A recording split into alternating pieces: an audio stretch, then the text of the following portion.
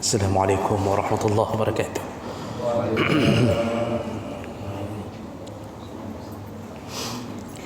Alhamdulillahirabbil alamin. Hamdan katsiran thayyiban mubarakan fihi. Asyhadu an la ilaha illallah wahdahu la syarika lah. Wa asyhadu anna Muhammadan 'abduhu wa rasuluhul karim. Allahumma salli wa sallim ala nabiyyina wa sayyidina Muhammadin wa ala alihi wa ashabihi ajma'in. Amma ba'd.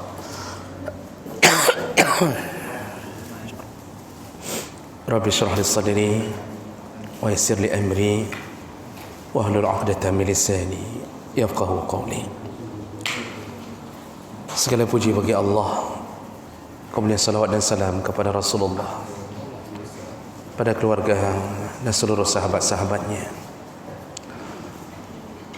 bapak-bapak dan ibu-ibu yang Allah muliakan insya-Allah. Kita masih membahas seputar perkara-perkara yang bersangkut paut dengan salat berjamaah. Di pertemuan kita yang lalu kita sudah membahas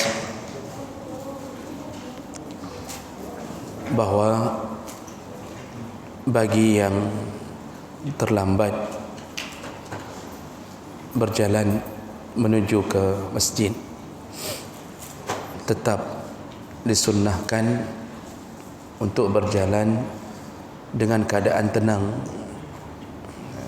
Jangan berlari-lari, jangan tergesa-gesa, walaupun kita harus menjadi masbuh.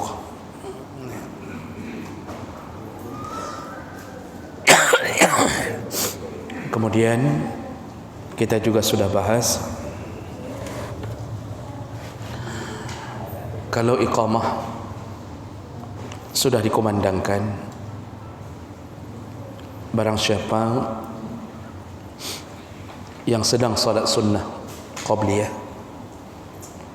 maka hendaknya mempercepat salatnya. Jangan diperpanjang untuk mendapatkan takbiratul ihram bersama imam. Itu lebih utama. Namun bagi mereka yang belum melakukan salat sunnah, kalau sudah iqamah, jangan memulai lagi salat sunnah. Yang sedang salat dipercepat. Yang belum memulai salat sunnah ketika sudah iqamah, jangan memulai lagi salat sunnah. Utamakan mendapatkan jamaah bersama imam. Dan ini semua berdasarkan hadis Nabi SAW. Tidak ada salat ketika iqamah sudah dikumandangkan kecuali solat fardu. Baik, itu kesimpulan untuk mengingatkan kembali yang kita bahas di minggu yang lalu. Malam ini kita masuk ke pembahasan berikutnya, yaitu tikrarul jamaah fil masjid. Apa hukumnya mengulang-ulang jamaah dalam satu masjid? Maksud mengulang jamaah, baik dilakukan oleh imam setempat atau orang lain datang lalu melakukan jamaah di belakang setelah selesai jamaah yang ada di masjid itu. Akan sering kita melihat pemandangan ada sekelompok orang datang lalu buat jamaah baru di belakang ketika imam sudah selesai salam. Jadi mungkin di sini sedang berzikir, di belakang sudah ada jamaah baru.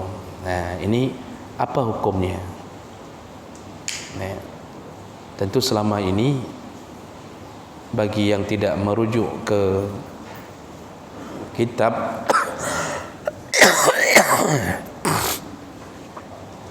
bagi yang tidak merujuk kepada pandangan-pandangan para ulama dalam kitab-kitab mereka, tentu merasa bahawa tentu itu baik.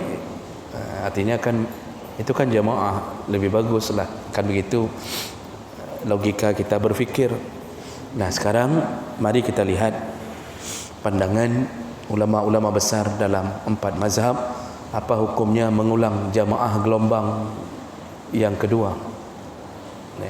Jadi bergelombang, sudah satu jamaah ada lagi di belakang, sudah selesai itu datang rombongan lain lagi, buat lagi jamaah belakang. Nah, ini dibicarakan Pak, dan ini sudah menjadi hukum yang lama.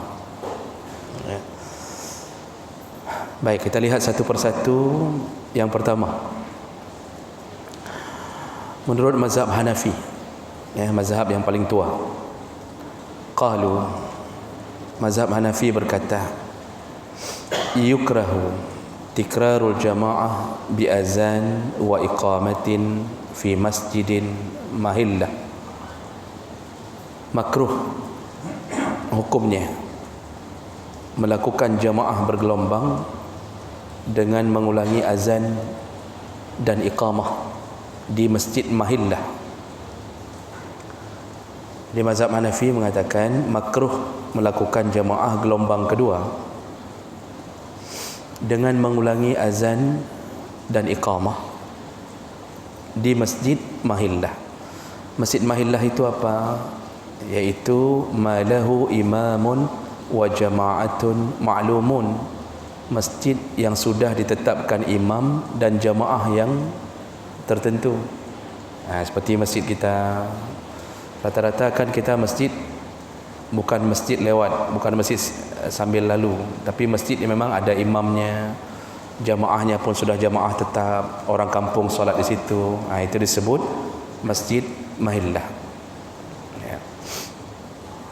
Jadi mazhab Hanafi memakruhkan mengulang jamaah gelombang berikutnya kalau didahului oleh azan dan iqamah yang kedua. Nah, illa iza shalla bihima fihi awalan ghaira ahlah, kecuali kelompok yang melakukan jamaah itu, jamaah yang baru itu, mereka melakukannya sebelum datangnya imam dan makmum di masjid itu. Mungkin contohnya begini, terlambat datang imam dengan makmum di siang itu, terlambat, mungkin nak khauri pat mungkin kan, karena biasa aja yang pegat delatnya khauri, entah di mana, mungkin ada acara atau ada acara besar di kampung sebelah, terlambat pulang ke sini, dipikir sama orang yang datang ke sini enggak ada imam, enggak ada makmum, lalu mereka mendirikan jamaah pertama padahal bukan penduduk setempat di situ misalnya. Setelah mereka solat baru datang imam dan makmum yang biasa solat di situ. Itu tidak mengapa dalam mazhab Hanafi, karena tadi perkiraannya mereka mengira tidak ada yang solat di situ. Atau karrara ahlahu jamaah bidunil azan wal iqamah, boleh melakukan jamaah gelombang yang kedua kalau tidak diiringi dengan azan dan iqamah. Jadi enggak boleh azan lagi, enggak boleh iqamah lagi. Kalau mau dirikan jamaah, dirikan di belakang setelah selesai jamaah pertama, tapi jangan ada azan atau iqamah. Ini menurut pandangan Hanafi, Pak. Pegang dulu baik-baik. Ini pandangan mazhab Hanafi. Jangan salah-salah bawa pulang isi pengajian. Nanti kita ambil kesimpulan secara keseluruhan. Ada yang mengatakan, untuk apa kita tahu mazhab lain? Ini gara-gara tidak tahu mazhab lain, kita selalu merasa kita paling benar. Kita tidak perlu melaksanakan pandangan mazhab lain, tapi paling kurang kita tahu ada kok dalam pandangan ulama lain pendapat seperti itu. Itu contohnya membuka wawasan itu dengan memperluas cara berfikir. Au kana masjidu tariqin,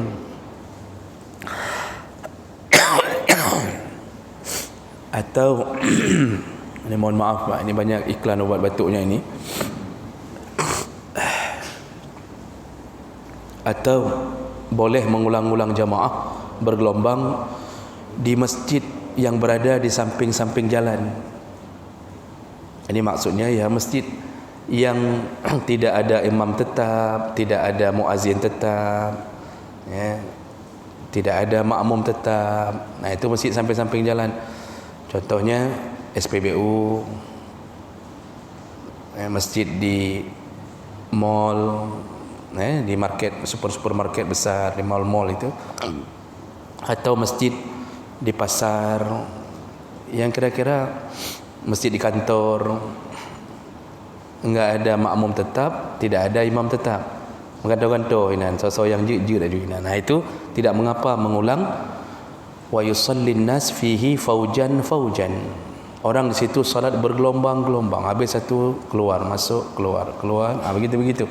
Itu tidak mengapa, kata mazhab Hanafi, kalau di situ. Tapi di masjid yang ada imam tetap dan makmum tetap, tidak boleh, makruh, bukan haram, makruh mengulangi atau membuat jamaah gelombang kedua kalau diulangi azan dan iqamah, ya.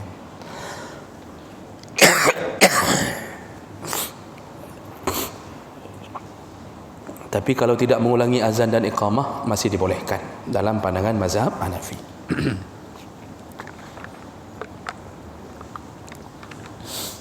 Mana dalil mereka? Dalilnya annahu alaihi salatu wassalam kana qad kharaja. Mazhab Hanafi mengatakan ini berdalil bahawa Rasulullah dulu pernah keluar dari rumahnya liyusliha baina qaumin, untuk mengislah kaum yang sedang bertikai.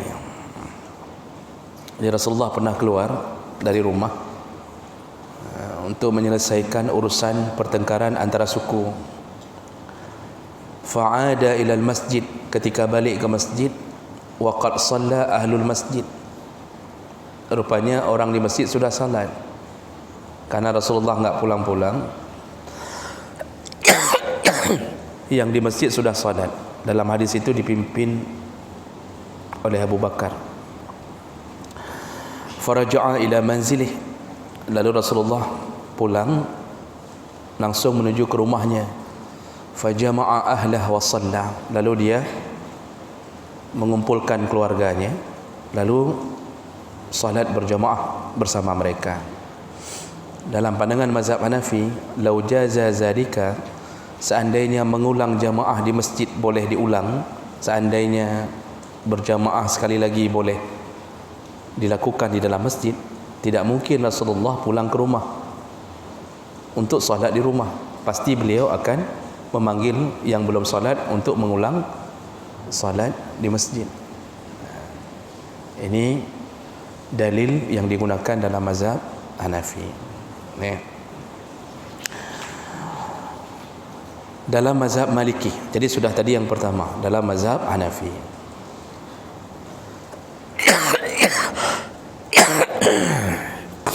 Wa qala al-Malikiyah, menurut pandangan mazhab Maliki,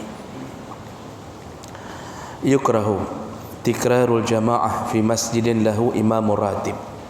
Makruh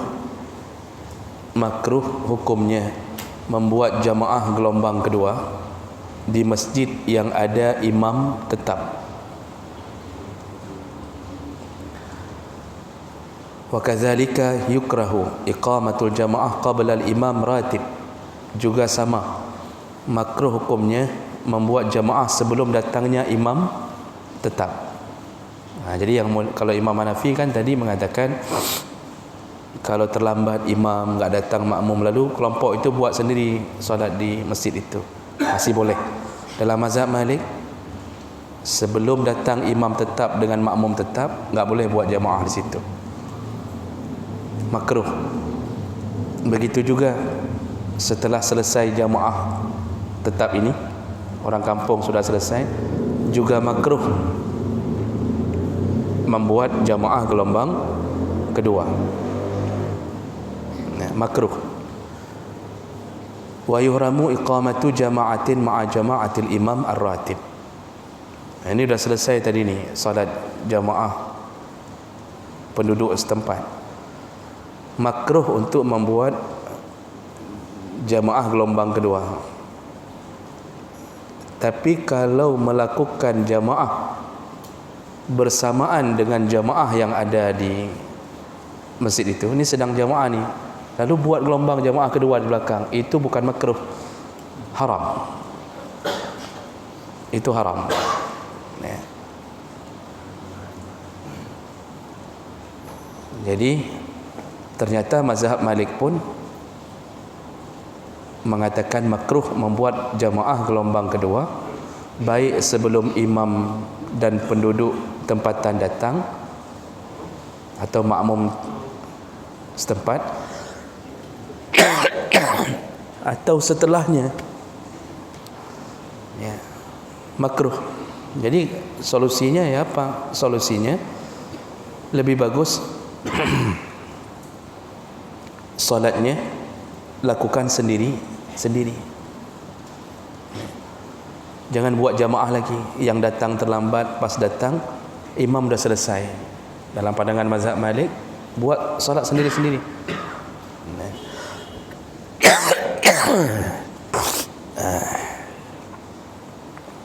Dan haram hukumnya melakukan jamaah ketika sedang berjalan jamaah di tempat tersebut. Jadi cara mengambil kesimpulannya adalah ketika imam ratib mendirikan salat, maka tidak boleh ada salat lain, baik salat fardu maupun salat sunnah, baik salat jamaah maupun salat sendiri. Enggak boleh diganggu itu jamaah yang sedang ada di tempat itu. Kalau seandainya mau melakukan jamaah, wa man shalla jama'atan ma'al imam ratib, barang siapa yang sedang melakukan salat berjamaah bersama imam yang tetap tersebut, wajaba alaihi al-khuruj minal masjid li'alla yuaddi ila ta'an fil imam. Oh, ada orang yang mau mendirikan jamaah lain, harus keluar dari masjid itu, dirikan di luar, jangan dirikan di dalam masjid. Ini dalam pandangan Imam Malik. Ini misal datang mau yang terlambat mau lakukan jamaah juga, jangan lakukan di masjid, lakukan di luar. Supaya ada tempat parkir ya, pegang jamaah gitu.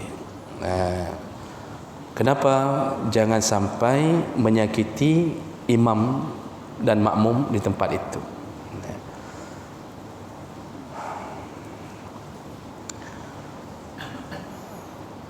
Illal masajid as-salasah, kecuali 3 masjid yang boleh mendirikan jamaah setelah imam ratibnya selesai, yaitu Masjidil Haram wa Masjidil Nabawi wa Masjidil Aqsa. Fayusalluna fiha furada in dakhaluha lianna as-salah al-munfarida fiha afdal min jama'atin ghairiha. 3 masjid ini kalau imamnya sudah selesai, maka dibolehkan melakukan jamaah kecil di sudut-sudut masjid, ya. Karena salat di situ pahalanya terlalu besar, makanya dibolehkan. Tapi kalau masjid-masjid yang ada di kampung-kampung, di kota-kota, kesimpulan dari mazhab Malik adalah makruh mengulang jamaah gelombang kedua.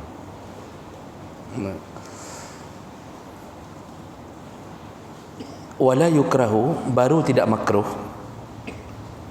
Tadi baru tidak makruh. Yang pertama, kalau jamaahnya di luar sana, jangan ganggu jamaah yang di dalam, atau jangan lakukan di dalam. Atau wala yukrahu tikrarul jamaah fil masajid allati laisa laha imamur ratib, baru tidak makruh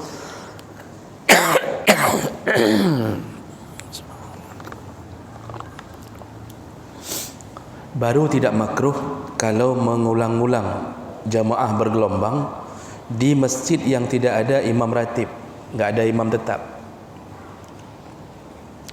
Masjid tadi Pak, masjid SPBU, musalla SPBU, musalla di hotel, musalla di mall-mall, itu mengulang-ulang berkali-kali pun ganti-ganti, berdiri lagi imam baru, gelombang lagi, itu tidak masalah. Jadi tapi kalau di masjid yang ada imam ratib dan makmum yang tetap, makruh mengulang jamaah gelombang kedua. Sudah dua mazhab mendekati kesimpulan makruh. Mendekati kesimpulan makruh. Cuma bedanya tadi Imam Hanafi makruh kalau diulang azan dan iqamah. Kalau enggak diulang silakan. Kalau Imam Malik mau ulang mau tidak, yang melakukan gelombang kedua tetap makruh di masjid yang ada imam tetap dan makmum tetap. Pilihannya apa? Salat sendiri. Jadi yang sudah ketinggalan imam assalamualaikum, dalam pandangan Imam Malik salat sendiri-sendiri. Jangan lagi buat gelombang kedua di tempat itu. Nah, ini sudah dua mazhab. Baru dua mazhab kata puluh ke batuk. Baik, berikutnya. Wa qala Syafi'iyah. Nah, ini menurut mazhab Syafi'i. Ini harus lebih fokus. Coba lihat, selama ini kan kita asal masuk, ini baru selesai imam salat, yang masuk kan langsung prehengan siapa yang ini buat jamaah lagi di belakang. Kadang-kadang kita sedang berzikir sudah terdengar orang takbir, baca, buat jamaah, imamnya juga bersuara besar di belakang, kan begitu. Bagaimana pandangan mazhab Syafi'i? Wa qala Syafi'iyah, berkata mazhab Syafi'i, yukrahu iqamah al-jama'ah fi masjidin bighairi iznin min al-imam ar-ratib mutlaqan qablahu aw ba'dahu aw ma'ahu. Makruh hukumnya melakukan jamaah gelombang yang kedua tanpa di masjid, fi masjid bighairi iznin minal imam ar-ratib, tanpa izin dari imam ratib. Baik mutlaqan, kalau enggak ada izin sama sekali enggak boleh dalam mazhab Syafi'i.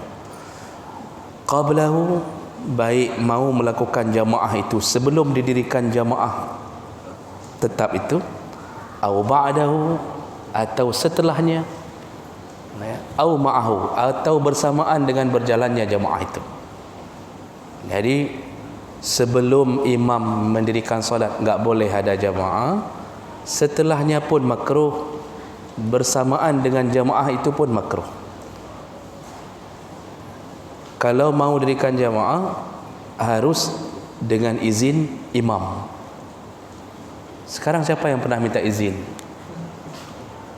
Ada yang datang ke masjid, dirikan jamaah di belakang, lalu datang dulu ke Tengku Imam, Tengku, dah izin kamu nak pegang jamaah baru di belakang. Pernah?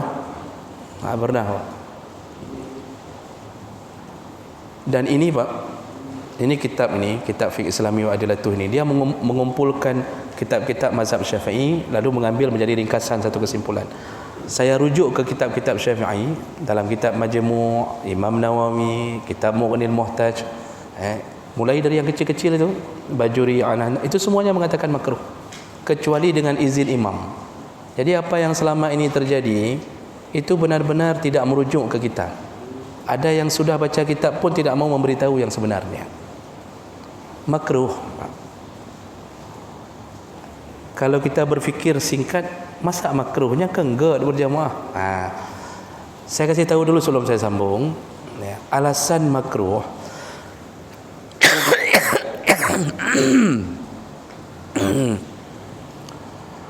alasan dimakruhkan Pak, walaupun itu berjamaah lebih baik daripada solat sendiri. Karena kalau itu tidak dimakruhkan, kalau bergelombang enggak dimakruhkan, semua orang akan melakukan jamaah tidak pada awal waktu. Ni ada yang masih di kantor, azan di masjid. Lalu ada yang mengatakan, hai ke abang, sudah azan, yuk solat. Jawabannya apa? Nanti aja kita buat gelombang kedua, sama aja pahalanya. Bak kantor la ilam. Bilang, ayo ke masjid nanti aja, jam-jam 5 dah pegat jamaah 3 sama ciknya, hana beda. Akhirnya tidak sesuai dengan permintaan Nabi. Nabi mengatakan apa? Salat berjamaah itu di awal waktu, di mana suara muazzin berbunyi, di mana imam berada, di situ salat. Kalau diizinkan membuat gelombang berjamaah, maka terjadilah kekacauan, sehingga orang meremehkan hadis Nabi, seakan-akan jamaah itu sama pahalanya kalau nanti aja poh 6 cik dah pegat 3 gelombang ke-10 misal, pahalanya sama aja. Maka makruh mengulang. Jamaah kedua pun sudah makruh. Arti makruh apa? Salatnya sah, tetapi tidak disukai Allah. Kita tahu diri, Pak, kalau kita sudah kerjakan apa yang disuruh tapi kita dibenci, ya, tidak disukai perbuatan itu, walaupun sah salatnya. Nah, jadi ternyata dalam mazhab Syafi'i sendiri, mengulang-ulang jamaah gelombang kedua itu tidak dianjurkan, malah dimakruhkan. Jadi kalau begitu, salat sendiri, malah pilihan salat sendiri-sendiri di saat seperti itu lebih utama daripada mengulang jamaah. Nah, wala yukrahu, diteruskan pandangan mazhab Syafi'i, wala yukrahu tikrarul jamaah fil masjidil matruk fi mumirrin nas. Tidak makruh kalau itu terjadi di masjid-masjid yang tempat lalu lalangnya manusia, seperti tadi lagi, Pak. Masjid-masjid SPBU tadi, masjid-masjid hotel, masjid-masjid di mal-mal, au fi suq, atau masjid di pasar, au fi ma laysa lahu imamun ratib, atau masjid yang enggak ada imam ratib, enggak ada imam tetap. Kita berhenti makan mie di jalan, ada dibuat musalla kecil, di situ berjamaah satu kali kita dengan keluarga, setelah itu keluarga lain, meribega jamaah itu tidak makruh karena enggak ada imam tetap di situ. Aulahu wadaqal masjid anil jami', baru boleh melakukan itu kalau masjid itu tidak muat, kecil sekali masjid, imam ratib sudah salat bersama makmum setempat, orang nunggu di luar, mau masuk enggak bisa masuk lagi. Itu baru boleh bergelombang, tapi alasannya karena tidak muat. Selama ini bukan tidak muat, terlambat yang sering terjadi, terlambat. Nah, kalau tidak muat tidak mengapa, dibolehkan bergelombang. Nah, ya, jadi ini pandangan mazhab Syafi'i. Jadi jangan biasakan membuat jamaah baru di belakang, ya. Karena ternyata 3 mazhab yang kita dengarkan hampir semuanya mendekati larangan, bukan suruhan, ya, dengan macam-macam syarat tadi. Jadi mazhab Syafi'i itu hampir sama dengan mazhab Malik, melarang, memakruhkan untuk melakukan jamaah gelombang kedua. Yang terakhir, waqala al-Hanabilah, menurut mazhab Hambali.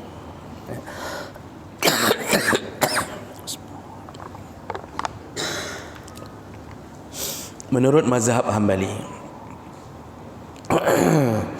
yuhramu iqamatu jama'atin fi masjidin qabla imamihi ratib illa biiznih.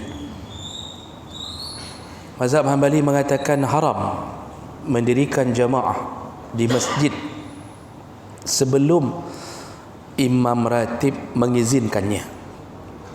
Jadi Imam Hambali mengatakan kalau imam ratib tidak mengizinkan, haram melakukan solat jamaah di masjid itu sebelum diizinkan. Dan itu li'annahu bimanzilati sahibil bait, karena imam ratib sama dengan yang punya rumah. Posisi imam ratib sama dengan sahibul bait, sama seperti orang yang punya rumah itu. maka itu hak dia untuk memberi izin. Jadi ternyata Hambali dengan Syafi'i sama-sama mensyaratkan harus izin dari imam. Rasulullah sallallahu alaihi wasallam berkata,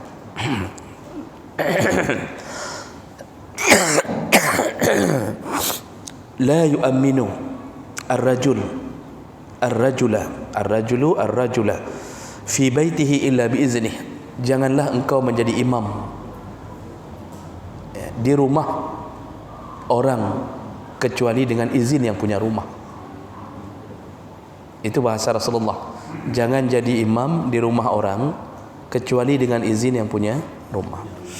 Saya rumah bukan di sini, saya disuruh jadi imam. Adab saya tolak karena saya bukan yang punya rumah, ya. Kecuali sudah dipaksa sekali. Jadi yang lebih berhak yang punya rumah. Nengku imam, siapa yang tinggal di sini itu lebih berhak untuk menjadi imam.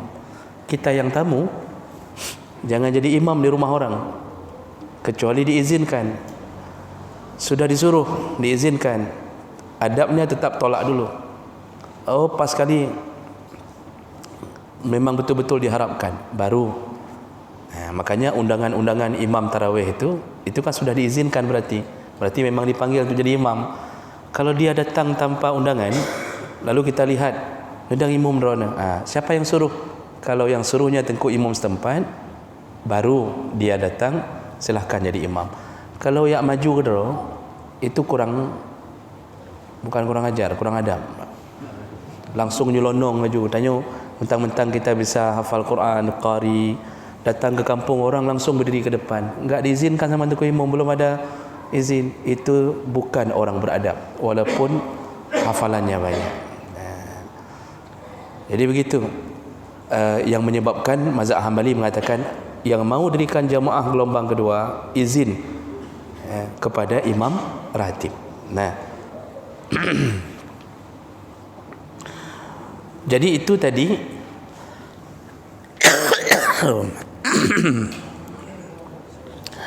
berat perjuangan malamnya. Itu tadi perkataan pertama mazhab Hambali sebelum didirikan jamaah. Saya ulang sekali lagi Pak biar silap salah faham.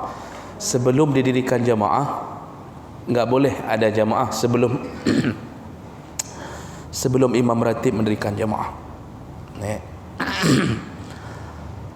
Juga makruh hukumnya mendirikan jamaah asna salatil imam ar-ratib.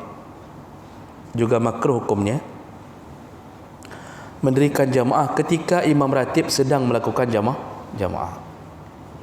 Jadi sebelum enggak boleh, sedang jamaah imam ratib enggak boleh ada jamaah di belakang, makruh. Wala tasihhu salat fi kiltal halatain. Tidak sah salat kelompok jamaah yang mendirikan itu dalam dua perkara tadi. Dua perkara tadi itu apa? Yang pertama tadi sebelum didirikan jamaah oleh imam ratib, enggak boleh didirikan jamaah di situ. Yang kedua ketika sedang berjalan jamaah oleh imam ratib, kecuali dengan izinnya. Tapi enggak mungkin dikasih izin dalam urusan seperti itu. Kita udah azan, tiba-tiba datang orang, boleh kami dirikan jamaah kami duluan? Ini tentu enggak dikasih izin, maka haram hukumnya, enggak boleh.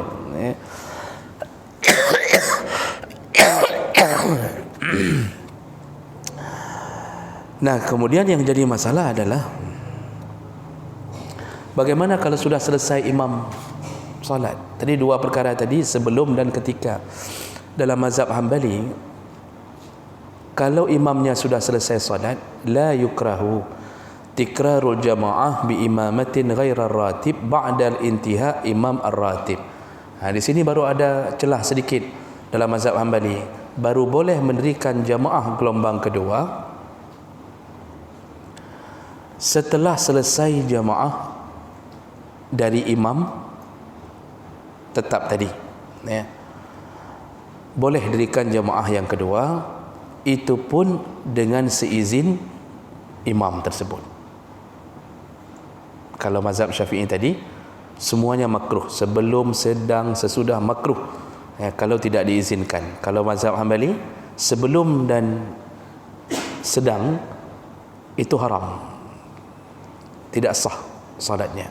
Kalau sesudah selesai jamaah baru didirikan, boleh dengan syarat izin dari imam ratib. Ya. Nah,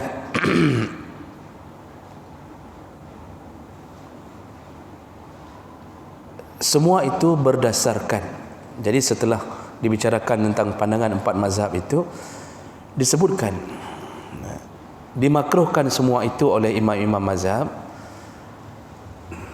li fuwati fadilati awalil waqti liman yata'akhir wa fuwat kasratil jama' wa in ikhtalafat al mazahib. Jadi kesimpulannya, hampir semua mazhab mengatakan makruh dengan berbagai syarat tadi.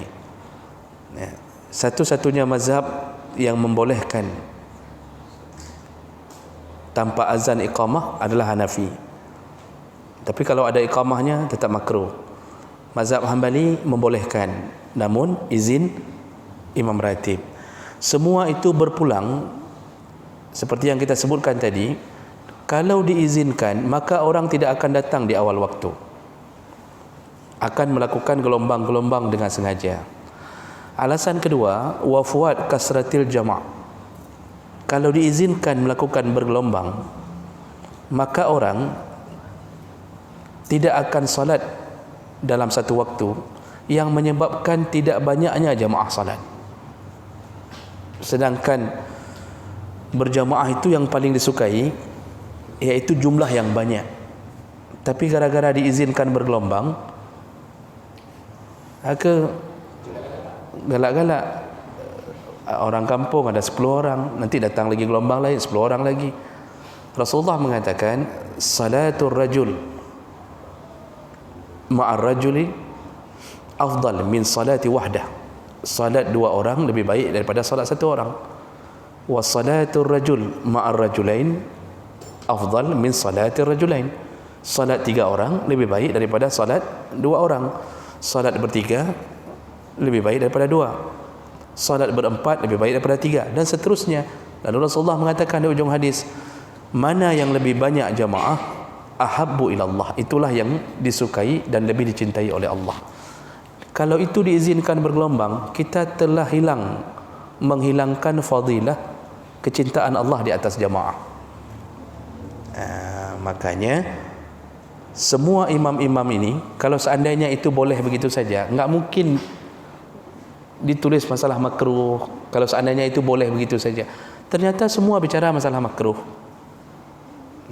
Ini menunjukkan tidak baik dan tidak perlu biasakan melakukan jamaah bergelombang di masjid yang ada imam ratib dan makmum setempat atau makmum yang sudah tetap.